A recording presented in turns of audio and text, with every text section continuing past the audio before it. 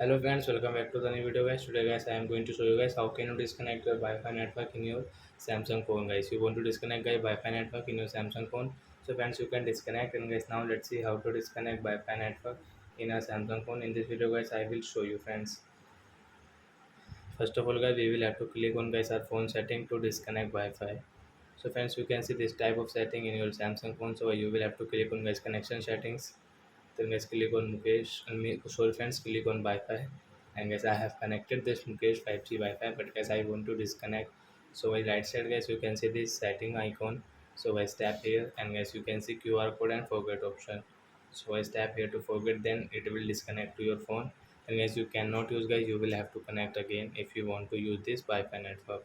So like that guys you can forget your guys, you can disconnect your Wi-Fi network in your Samsung phone. So that's it guys. Thanks for watching our video guys. Now we will meet the next video guys with new topic. Before going guys, please go and like my video, subscribe my channel. Bye bye friends.